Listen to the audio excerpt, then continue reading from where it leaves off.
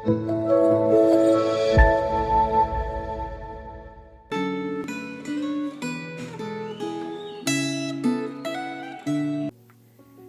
jemaat yang dikasihi Tuhan, kita bersyukur Tuhan memberikan kita sebuah kesempatan untuk boleh merenungkan firman Tuhan. Pada hari ini kita akan bersama-sama merenungkan satu bagian firman Tuhan kembali dari kitab Nehemia, dan saya mengajak kita untuk membuka terlebih dahulu Alkitab kita dari Nehemia pasalnya yang ke-6. Nehemia pasalnya yang ke-6 dan pasal yang ke-7, bagian ini merupakan dua bagian yang cukup besar dan cukup panjang. Kita akan membaca beberapa bagian Alkitab dari Nehemia pasal 6 dan pasal 7. Sebelum kita membaca Alkitab kita dan merenungkan firman Tuhan, mari kita bersatu di dalam doa. Tuhan, kami mengucap syukur untuk kesempatan yang Tuhan berikan kepada kami. Kami boleh sekali lagi mendengarkan firman Tuhan dan merenungkan firman Tuhan. Kiranya Tuhan yang menyertai kami, berkati setiap kami di dalam kami merenungkan firman Tuhan, sehingga firman-Mu yang hidup itu sungguh dapat menegur kami dan menguatkan kami. Terima kasih Tuhan, dalam nama Tuhan Yesus kami bisa berdoa. Amin. Saudara, mari kita membaca bersama bagian Alkitab yang sudah kita buka dari Nehemia pasal yang ke-6. Yang pertama kita akan membaca Nehemia 6 ayatnya yang ke-16. Nehemia 6 ayat 16. Ketika semua musuh kami mendengar hal itu, takutlah semua bangsa sekeliling kami. Mereka sangat kehilangan muka dan menjadi sadar bahwa pekerjaan itu dilaksanakan dengan bantuan Allah kami. Selanjutnya kita akan membaca dari Nehemia 7, Nehemia pasal 7 ayatnya yang ke-2. Nehemia 7 ayat 2. Demikian firman Tuhan. Pengawasan atas Yerusalem aku serahkan kepada Hanani saudaraku dan kepada Hananya panglima benteng, karena dia seorang yang dapat dipercaya dan takut akan Allah lebih daripada orang-orang lain. Sedemikian jauh pembacaan firman Tuhan. Saudara, setelah gagal untuk menghambat pembangunan kembali tembok Yerusalem dengan cara mengolok-ngolok Yerusalem, musuh-musuh bangsa Yehuda terus berusaha menggagalkan pembangunan itu. Mereka berusaha untuk mencelakai pimpinan pembangunan, yaitu Nehemia. Mereka melakukan banyak sekali usaha untuk mencelakai Nehemia supaya pembangunan kembali tembok Yerusalem ini gagal dan tidak terlaksana. Misalnya, mereka mengirimkan utusan untuk menyampaikan ada berita ancaman mati bagi Nehemia. Keamanan Nehemia diancam pada waktu itu, dan mereka menyebarkan isu-isu yang tidak baik tentang Nehemia supaya orang-orang itu kehilangan kepercayaan terhadap Nehemia, dan juga supaya Nehemia menjadi takut, gentar, dan dia tidak jadi melaksanakan pembangunan ulang. Kemudian mereka juga berusaha untuk menyuap teman kerja Nehemia untuk berbuat palsu, bersaksi palsu bahwa Nehemia itu dibunuh, akan dihukum mati. Dan mereka berpikir, musuh-musuh Nehemia ini berpikir, kalau Nehemia ini takut, kalau Nehemia ini ragu akan pembangunan kembali tembok Yerusalem, maka bangsa yang dipimpinnya, proyek yang dilaksanakan pada waktu itu pasti akan kocar-kacir juga, sehingga mau tidak mau proyeknya mangkrak atau berhenti. Namun, apapun usaha manusia, jika Tuhan tidak berkenan di atasnya, tentu saja akan gagal. Demikian juga yang terjadi dengan musuh-musuh Nehemia. Tuhan tidak berkenan karena mereka berusaha mencelakai hambanya, dan tentu saja Nehemia tetap disertai Tuhan. Nyawanya tidak terancam, dia tetap bisa melaksanakan proyek pembangunan ulang tembok Yerusalem, dan Nehemia sama sekali tidak takut, tidak gentar.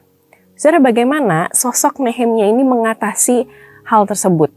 Jika kita berada di posisi Nehemia, kita sedang melakukan sesuatu pekerjaan, kita merasa pekerjaan itu benar dan Tuhan menyertai, tapi tiba-tiba ada masalah, tiba-tiba ada sesuatu yang membuat kita jadi takut dan jadi gentar. Tentu kita dalam hati terbersit atau di dalam pikiran terbersit bahwa jangan-jangan ini bukan kehendak Tuhan. Jangan-jangan ini adalah hasil pikiran kita sendiri dan kita kurang mengandalkan Tuhan. Saudara, Nehemia ketika menghadapi situasi tersebut, perhatikan bahwa Nehemia tetap memusatkan perhatiannya kepada kehendak Allah, bukan kepada dirinya sendiri. Nehemia tetap bersandar kepada Allah, bahkan dia merasa bahwa tujuan dia membangun ulang tembok Yerusalem, merestorasi kerohanian bangsa itu semua adalah tujuan dan agenda Allah, justru bukan agenda dirinya sendiri. Jadi sama sekali tidak ada ketakutan di dalam diri dia bahwa usaha itu akan gagal. Tujuan Nehemia adalah agar orang-orang bisa melihat bahwa misi itu berhasil bukan karena dirinya tetapi karena Allah. Karena Allah yang bekerja. Di ayat 16 yang tadi kita baca, di situ tercatat bahwa Nehemia berkata orang-orang di sekeliling mereka itu takut, mereka kehilangan muka, mereka menjadi malu karena mereka berusaha mencelakai Nehemia. Dan mereka menjadi sadar akhirnya bahwa pekerjaan itu adalah pekerjaan Allah. Saudara, kepekaan untuk mengetahui kehendak Allah di dalam pekerjaan atau apapun yang kita lakukan itu sangat penting. Karena itulah yang membuat kita bisa tahu apakah kita perlu mengambil langkah-langkah berikutnya. Seperti Nehemia, apakah dia perlu menganggap isu yang ada di depannya atau dia boleh meninggalkan itu, menganggap itu angin lalu saja. Nehemia sadar betul dan dia peka terhadap suara Allah.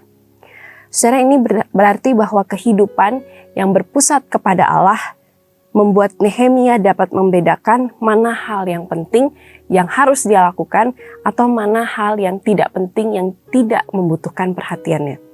Saudara, kepekaan ini membuat akhirnya Nehemia bukan hanya berhasil melakukan pembangunan dan restorasi, tapi dia juga berhasil mendelegasikan tugas kepada orang lain. Kita lihat bersama bahwa ada Hanani dan ada Hananya, orang-orang yang dipilih oleh Nehemia, karena Nehemia peka bahwa orang-orang ini juga adalah orang-orang yang dipilih oleh Tuhan. Saudara, di dalam era masa kini, di zaman kita saat ini, saudara, banyak hal yang bisa dipakai oleh iblis untuk mengganggu kita, untuk menghalangi kita dari pekerjaan misi Allah. Banyak hal yang membuat kita takut, membuat kita gentar, kadang kita ragu di dalam pelayanan kita, kadang kita ragu di dalam mengambil keputusan yang rohani di dalam hidup kita. Kadang kita juga mungkin tidak yakin apakah itu kehendak Tuhan atau bukan. Tapi hari ini kita sama-sama belajar dari Nehemia bahwa ketika kita memelihara kehidupan yang intim dengan Tuhan, ketika kita terus berusaha untuk dekat dengan Tuhan, maka Tuhan tidak akan meninggalkan kita. Ketika kita peka tahu betul bahwa yang kita kerjakan bukan untuk diri kita sendiri tetapi untuk memuliakan nama Tuhan, maka Tuhan berkenan dan berkehendak dan Tuhan akan membuat segala sesuatunya berhasil.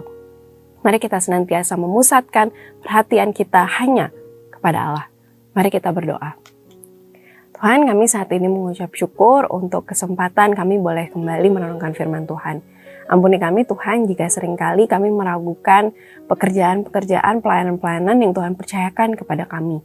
Ampuni kami ya Tuhan bahwa seringkali kami merasa Tuhan tidak menyertai kami di dalam usaha kami.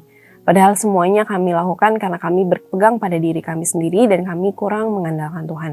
Ajarlah kami Tuhan untuk selalu mengandalkan Tuhan, selalu senantiasa mengikuti kehendak Tuhan dan peka terhadap apa yang ingin Tuhan kerjakan melalui diri kami.